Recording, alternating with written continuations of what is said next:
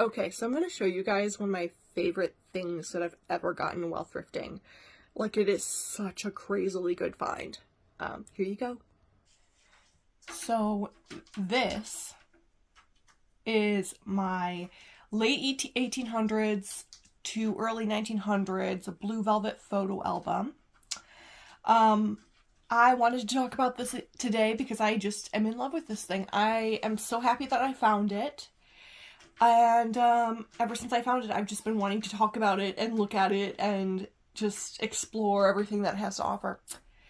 So every time I go into antique stores, ever since I was little, I've always tried to look for different photo albums, and I love the ones that are really full, usually, which this one is not very full at all. But when I look, I try to find full photo albums, but they're always insanely expensive, so I've never been able to get my hands on one. They're always like hundreds of dollars anytime I've ever looked. And probably even more now, with inflation and all of that. So, yeah, and I've never in my life seen one as beautiful as this, ever. And when I looked up other versions of this, I've not seen yet a blue one. I've never seen one that looks just like this before. I've seen other colors with styles similar to this, but I've never seen one just like this, ever, when I look it up online. So that's pretty wild. I'm very excited about this. And in real life, I've never seen one even come close to this. Usually they're made out of different materials and just, they're very different than this from what I've seen. So I was so excited that I got my hands on this. And you guys will not believe, but it was only like $15 or something like that. Insane price. Insane price. Yeah, I'm just really excited about this.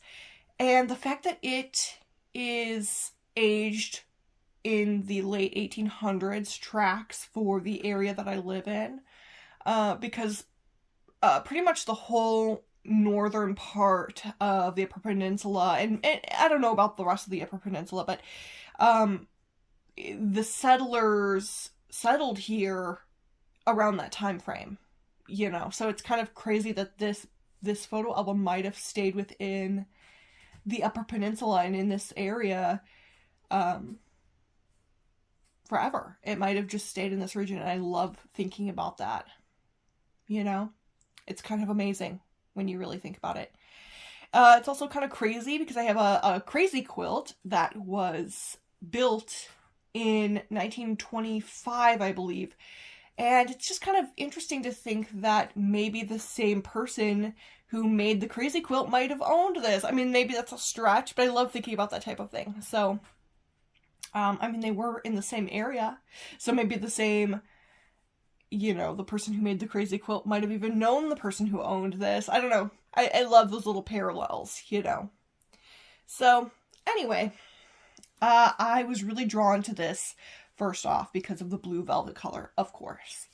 But then when I looked further at this, I realized that this was a moon right here. And I think I'll get some close-up shots of this, maybe towards the end, or who knows. Maybe I'll put some in the middle. But I love that this is a moon, and it's actually a mirror. So, very cool. I love the celestial aesthetics of the late 1800s, early 1900s. Think akin to like Georges Méliès's The Astronomer's Dream esque type of things, or A Trip to the Moon. I love those short films. So all of that like aesthetic, the celestial Victorian era aesthetic is just peak perfection to me. And if you notice here, I don't know much about photo albums, ironically, because I love photo albums, but I don't like research them much. So I don't know. I think that this might be meant for you to slide photos in here. Just, at first I was like, oh, maybe this thing is kind of broken. But as I inspected it, this never was tied down. This was never pinned down. So I think, and then there's this hole up here. And it looks like it was obviously meant to be that way. It wasn't, you know, it's not like a man-made hole. So it does look like you were meant to slide a photo up here into this corner here. And so you could keep some on the outside. That's what this looks like to me. That might be common among photo albums, but again, I don't know. I don't know that type of thing. So anyway, and then when you really look closely, there are moon and star detailing on this. I just think it's so cool. And then I love the blue with the gold. Something about that is very striking to me. With that, when you look at the pages, they're also like a gold sheen. Oh, I love that. Oh, it's so cool. And then the little clasp that it comes with here is also very beautiful. I love the detailing. Sadly, it does not close. I have tried. It stays, it slips on, but then it falls out, so. But I don't mind that. Adds to the charm. Adds to the charm, right? Anyway, so as we open the book, we can see that there are some photos in here. There are very few photos in here. But I don't mind that. I think that it's actually a good thing because I can, now when I collect photos, I can just slip them all in here. And I think somehow I'll maybe write a note in here to tell myself and remind myself which photos are original to this book. But I just think it's so cool. So let me maybe turn this around for some of you guys. And if any of you guys are in the Upper Peninsula area, maybe the Marquette area, maybe this is, you know, a family from the Keweenaw, who knows? If you know these people, who they might be, I would love to know more about their history. I absolutely love that. I think I might do some more digging actually to find out if somebody knows more about these people. Looks like a husband and wife here, a little baby. Very cool. Wow. I could just stare at the photos forever. I mean, couldn't you? I love the red and the gold piping. And it's like this red and black, almost zebra printy type of look.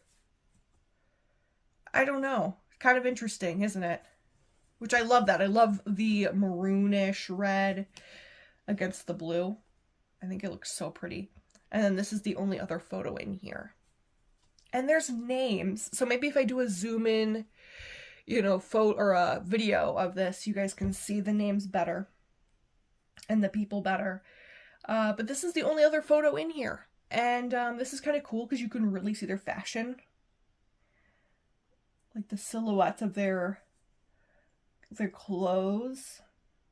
I'm sure a historian or somebody who knows even a little bit more about 1800s fashion, early 1900s fashion would be able to tell exactly what year this is from, I'm sure, but I don't know enough about that. Just so fascinating, isn't it? And I wish I could read these names, but I'm terrible at reading cursive, truly. I think that says Margaret. Yeah, that's Margaret.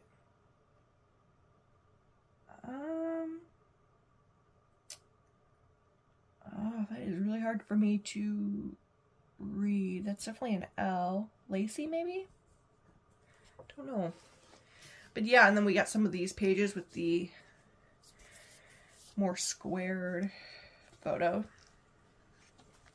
I love that. But yeah, I'm in love with this. I've looked through all of these. No more photos in here. Just those 3.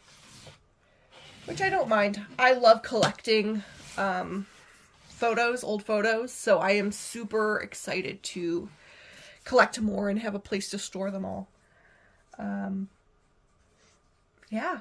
So that's pretty much the extent of it. We do have very large photos, or photo slips in the back. Oh no, very small ones, I mean. But that's kind of nice. It's so interesting. This type of patterning, when I have looked up these photo albums online just to see, like, maybe I could find an exact year that they were made, a lot of the books had this type of, like, zebra print on the front in the velvet, which I thought was kind of interesting, kind of fascinating. But I have not seen a blue velvet one. So anyway, it's actually pretty big as well.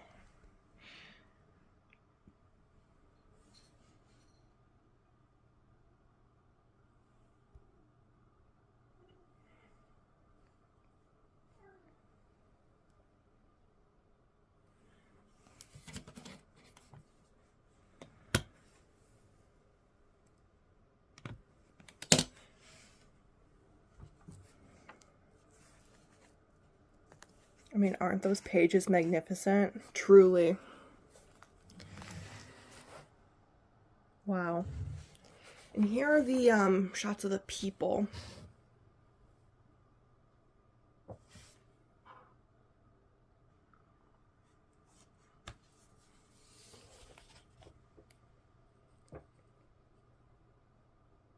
Not sure if you can read those names. I certainly cannot. This was my Victorian or 1800s, 1900s photo album. I am obsessed with this thing, truly. Truly. Nothing too crazy about the back. I'm obsessed with this thing, and I'm so glad that you guys were able to take a look at it with me. Thank you.